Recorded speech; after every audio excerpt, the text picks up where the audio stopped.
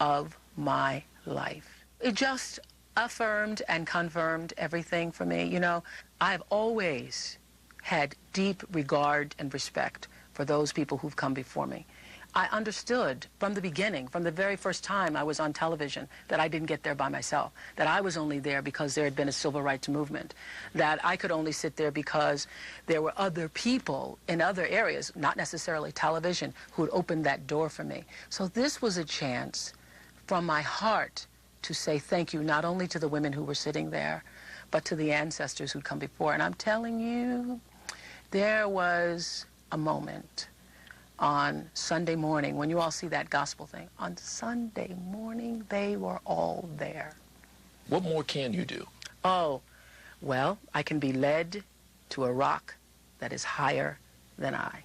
I have a sense of reverence to that which is greater than myself. This life has been so blessed, and that I am carried by the ancestors. There's a poem that Maya Angelou has. It says, I come as one, but I stand as 10,000. I certainly do.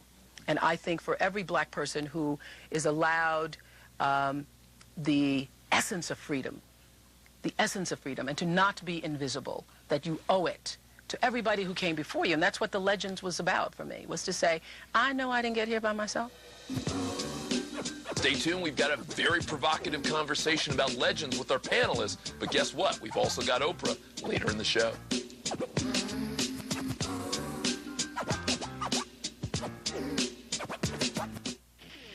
If you're between 13 and 18, creative, and ready for your story to hit BET, your aim. New Orleans is home. It's deep in your soul. And Katrina, you took everything, but you can't take our spirit. You couldn't take our joy, and you couldn't take our family. Don't miss the critically acclaimed new series, Season of the Tiger, Thursday at 9:30. Hey, welcome back, everybody. I'm Carlos Watson. Over the last 20 years, Oprah Winfrey has become a living legend, not only rising in her own popularity, but actually using her fame to do some important things, weighing in on everything from child abuse to education, healthier lives to relationships. It made us stop to think, what is the responsibility of celebrity? Whether you're Michael Jordan or Oprah, whether you're Colin Powell or Tiger Woods, when you become famous, you have a responsibility to give back and to use that in certain ways. Joining me to discuss this and other issues is a spectacular panel. I've got the multi-platinum Grammy Award winner, the Reverend Donnie McClurkin.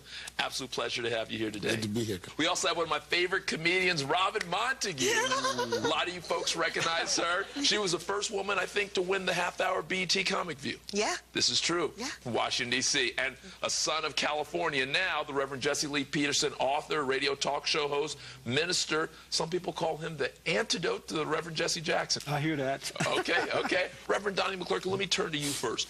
When someone does become famous, is there a responsibility for them to give in significant ways? Yeah, I'm going to be a little preachy. The Bible says, to whom much is given, much is required. Oprah last year talked, and she gave a wonderful speech at a gala we were at, and she said this, and I use this because it changed my perspective. She said, this world is obsessed with fame, this nation especially. Everybody can't be famous, but everybody can be great. And greatness has its responsibilities. Greatness means that not only are you in the forefront, but now you're in the forefront to cause change and to serve. Muhammad Ali, Jackie Robinson, and lots of others said, I'm not just going to give in charity, but because I know that I'm from a group of people that have been particularly oppressed, that I have a responsibility to do more than charity. Is there a responsibility when you're famous to get involved in big policy debates? I don't wish to put that burden on people just because they're famous. I mean, they have the opportunity and the means to help, so it actually depends on the individual. It depends on what you got out of the community, what you want to give back. I think that, you know, they, by example through their art, is enough for me. Sometimes, I mean, with fame, especially nowadays, it's such a different game. Half these famous people can't, you know, control their electric bill payments, so I don't really want them to be responsible for me.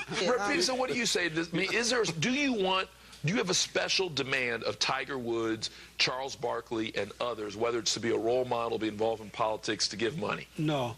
they're not obligated to do that. They can do it if they want to. You really believe they're not obligated, given that so many people have died and sacrificed for them even to have that opportunity? They're not obligated in a concrete, meaningful way to give back? They're not obligated to do it. You know, those folks work hard to get where they are, and the black community did not help them do it. Well, they did it on their own. No. You're saying Rosa Parks didn't make things more possible? There are people who have died.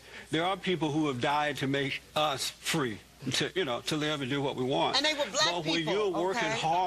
When you're working hard to succeed in this country, you're doing it, no one else. And so when you give, you should freely give and not because of obligation. Okay, all right, this is getting hot in here. I'm going to hold it right there. Hey, listen, stay tuned. We're going to have a lot more on Meet the Faith straight ahead.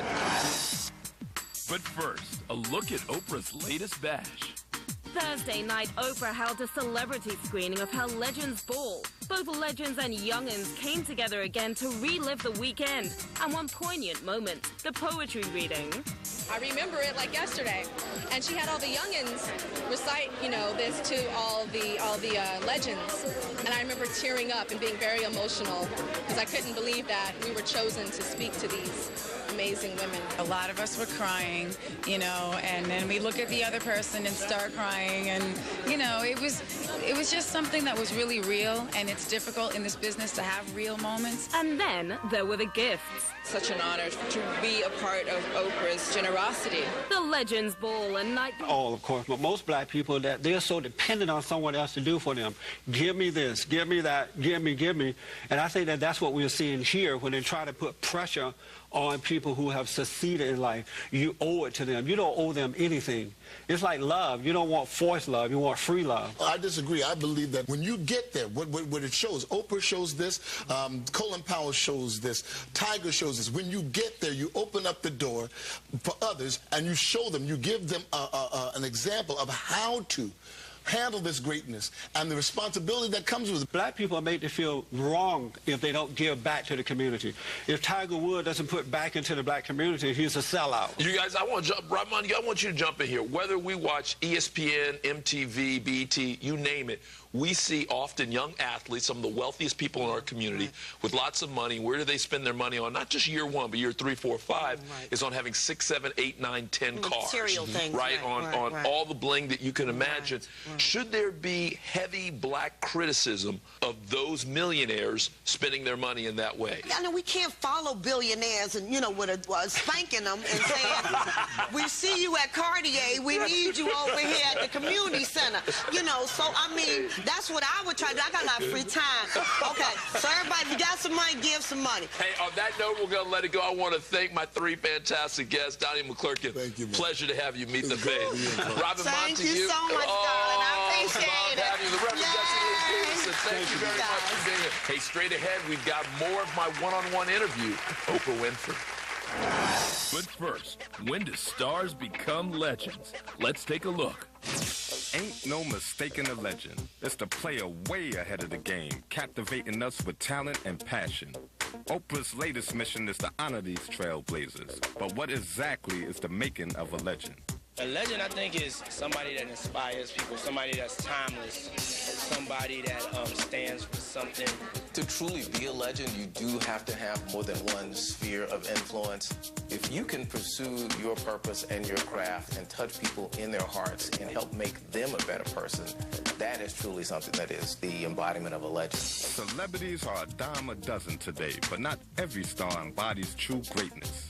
There's so many great singers, but very few will ever be known as legends. I'm a legend probably in grooming, in the making. I would love to be a legend one day, especially if it could be for something that's positive. Ironically, it's when a star stays out of the limelight more that they become legendary, says Brito, whose PR agency has handled big names like Angela Bassett and Mariah Carey. In this business, it's very difficult to preserve legendary status. Being a legend is somehow, keeping a certain sense of uniqueness and specialness and not being so readily available to the masses. But that ain't so easy, especially for the young legends in the making. As society has opened up, we've become even more dependent on our legends representing us well because they get the platform early. They're covered by the 24-hour news stations, the 24-hour sports stations, the 24-hour music stations earlier in their career, perhaps when they're still molding. So the real challenge for us as a community is not to convey the legend label on someone when they're just really beginning to emerge in themselves, so that when they are ready, they're really prepared to do that, and we have been part of that process.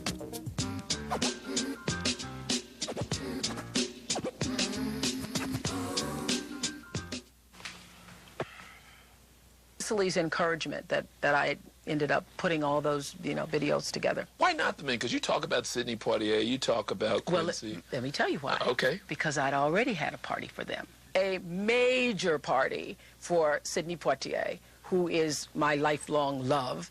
Yeah, I just said to Stedman, you just have to give it up. He's number two. I love me some Sidney Poitier. Okay. Mainly because when I was a little girl, 10 years old, watching on the linoleum floor, he won the Academy Award. And I remember in that moment thinking, that's a colored man. He's a colored man. A colored man won. I didn't even know what it was, but a colored man won. And if he won, I wonder what I could do. You really made that leap? I remember that. I mean, I could cry. That was the years when anytime anybody of color did anything, you called everybody, color people on, color people, a color man just won. Anybody? Yeah, so I remember thinking that, though, that struck the chord of possibility for me. Who else kept that spark going? Because I've heard you talk about other people seeing them. Okay. Oprah moment. Okay, Good. same year. Yes. Diana Ross. From the Supremes. And the Supremes. I remember the night Diana Ross and the Supremes were on the Ed Sullivan Show, calling up everybody, color people on, color people, watch right now, color people. And I felt like Nikki Giovanni wrote a poem called Poem for Flora. And in that poem, she says, she went to Sunday school. She read of Shadrach, Meshach, Abednego in the fire. She read of Nebuchadnezzar, who was king of the Jews. And then she heard of Sheba, who was black and comely. And she said, I want to be like that.